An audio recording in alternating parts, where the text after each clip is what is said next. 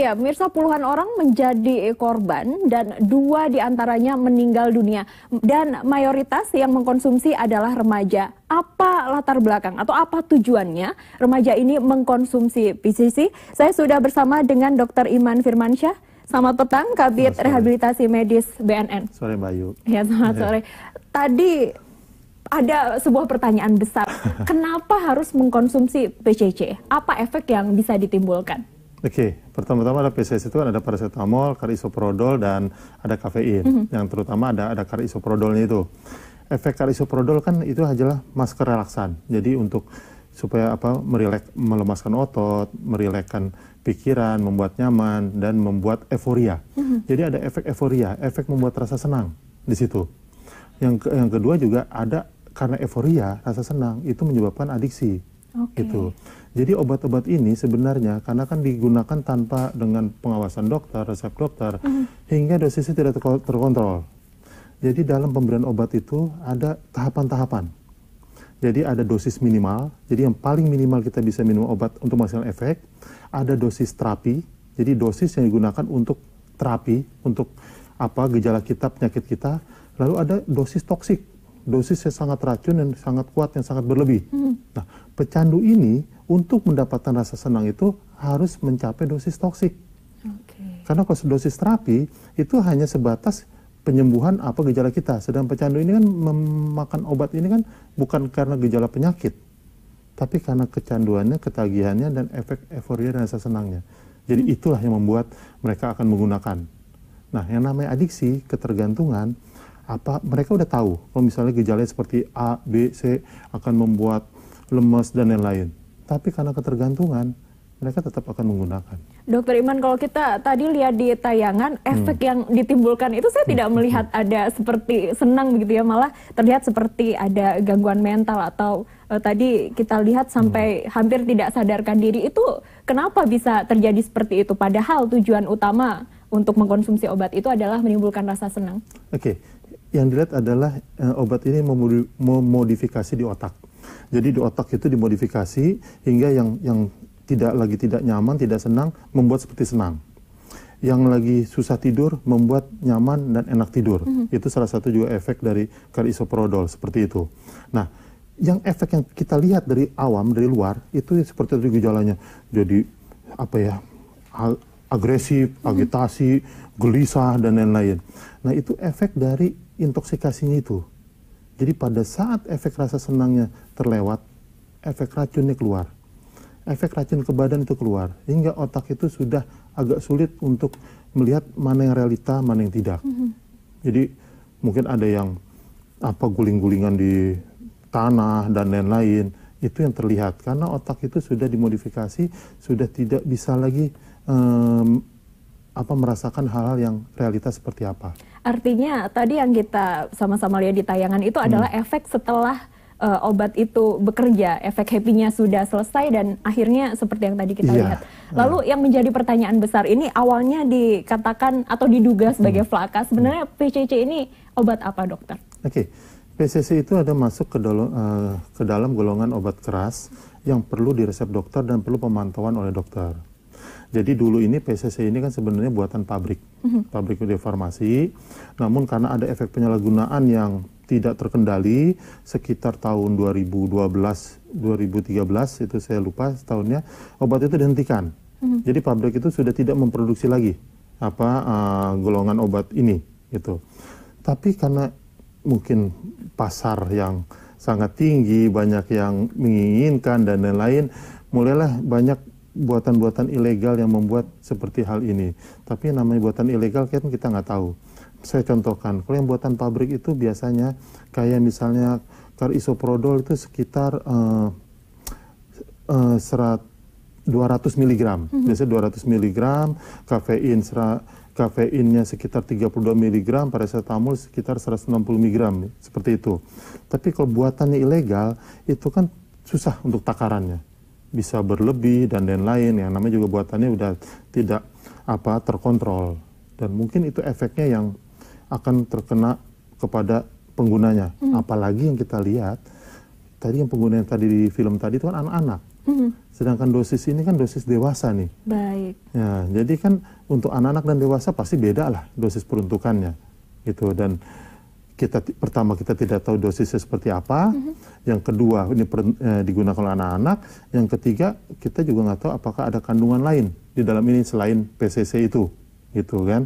Karena kan ini buatannya tidak terkontrol. Kalau secara medis ini sebenarnya fungsi utama obat ini diproduksi untuk apa? Masker relaksan. Jadi untuk masker relaksan untuk membuat pelemasan otot, tidak tegang, lalu untuk sedatif, untuk lebih nyaman, lebih enak enak tidur dan lain-lain. Pemirsa, dokter, kalau kita lihat yang menjadi perhatian publik adalah ketika kasus ini mencuat di Kendari. Lalu sebenarnya bagaimana peredaran obat ini PCC di Indonesia? PCC itu memang paling banyak tuh penyebaran tuh di daerah sekitar Kalimantan. Kenapa? Dan Sulawesi. Karena umumnya banyak digunakan oleh pekerja-pekerja di perkebunan, terutama perkebunan kelapa sawit. Jadi mereka mendapat suatu masukan, menurut saya sih masukan yang salah, kalau ingin giat bekerja, ingin nyaman dan tidak pegel-pegel, gunakanlah obat ini. Kalau dulu itu disebutnya pil kuning atau pil merek pabriknya disebutkan seperti itu. Jadi mereka banyak menggunakan seperti itu, dan itu banyak sekali kasusnya di daerah sekitar perkebunan. BNN mengkategorikan PCC ini masuk dalam kategori narkotika atau tidak sejauh ini? Ini masuk ke golongan obat-obat keras, jadi bukan golongan narkotika. Jadi ini memang nanti terkenanya pasalnya Undang-Undang Kesehatan umumnya, jadi bukan Undang-Undang Narkotika. Baik, apabila yang mengkonsumsi obat ini kecanduan begitu, apakah rehabilitasi yang diberikan sama atau berbeda dengan ketika kecanduan sejenis narkotika? Iya, sebenarnya obat ini bekerjanya tuh kalau di otak di GABA, namanya sistem di GABA. Jadi hampir mirip lah dengan obat-obat benzodiazepin, obat tiduran seperti itu. Jadi yang pertama kali yang harus dilakukan untuk korban pengguna obat ini adalah emergensinya dulu. Kasus emergensi dulu, karena penggunaan obat ini kalau toksik dan berlebihan itu kemungkinan itu bisa mendepresi pernapasan, lalu hingga timbul kematian.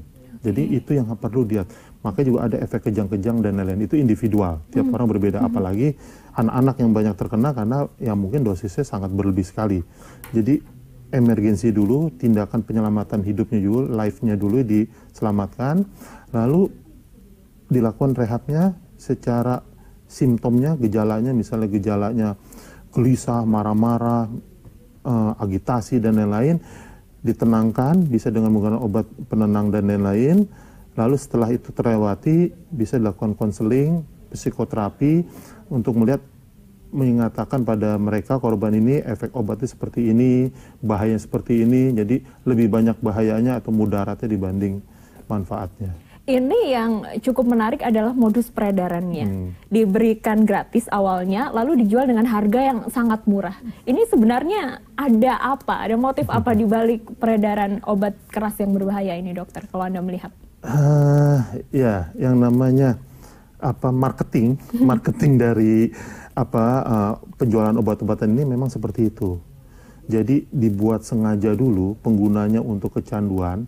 Setelah kecanduan dan tidak bisa menghentikan untuk menggunakan itu, barulah mulai ada tekanan untuk membayar dengan harga berapapun mereka akan membeli, karena memang itu tujuannya mereka.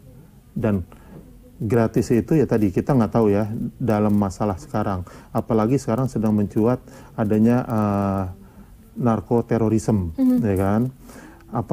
Ingin melakukan teror dengan penyebaran obat-obat sejenis seperti ini atau narkotika dan lain-lain. Efeknya ya untuk menjaga kestabilan bangsa, apalagi yang terkena ini kan anak-anak usia sekolah, usia produktif itu, yang memang akan ya negara ini mau kemana kalau misalnya generasi mudanya semua jadi pecandu seperti ini. Gitu. Apakah obat ini juga ditemukan di Jakarta, Jabodetabek, kalau tadi lebih banyak di Kalimantan dan Sumatera? Obat-obat ini biasanya ya banyak lah, karena kan obat-obat ini kan emang obat pabrikan gitu awalnya seperti itu. Tapi penggunaannya memang kebanyakan yang kita ketahui adalah pekerja-pekerja kasar di perkebunan, umumnya yang menggunakan seperti itu. Ini jenis obat keras yang termasuk populer atau agak baru ya? Ini udah lama, Okay. obat ini udah lama. Ini obat lama, maka hingga banyak farmasi pabrik obat yang menghentikan 2012 karena saking ada efek ketergantungannya. Bahaya dari obat ini adalah efek kecanduannya, gitu, yang memodifikasi di otak hingga membuat kalau tidak minum obat ini rasa senang saya hilang, badan saya kayak tidak ada semangat. Nah, inilah membuat orang itu untuk mencari terus obat seperti ini. Artinya hampir tidak ditemukan dijual bebas atau legal begitu di apotik dan... Untuk saat ini ya, untuk saat ini ya. Jadi bisa dipastikan kalau semua obat jenis ini untuk saat ini adalah obat yang di luar peredarannya, di luar ilegal begitu? Ya, ada beberapa farmasi yang sudah saya tanyakan dan mereka sudah menghentikan untuk peredaran obat ini karena ada masalah pada saat 2012 atau 2013 ya, tahun seperti itu. Baik, ini sebenarnya bagaimana antisipasi dan pencegahan untuk orang tua, karena mengingat ini korbannya adalah anak-anak, dokter? Iya, kebanyakan korban yang kita ketahui ini kan orang tua mereka tidak tahu. Mereka tidak tahu bahwa anak ini jadi korban. Pada saat udah menjadi korban, udah kacau seperti itu baru orang tua tahu. Karena tadi yang Mbak Ayu bilang, obat ini diberikan gratis, harganya dikasih murah, dan membuat orang senang. Nah, itulah fungsinya pengawasan orang tua, bahwa kita harus waspada bahwa obat ini ada di sekitar kita. Itu jangan kita lengah karena obat ini bisa dalam bentuk apapun. Baik, ini adalah PR untuk orang tua. Dr. Iman Firmansyah, terima kasih sudah bergabung bersama kami di Ada Berita Petang.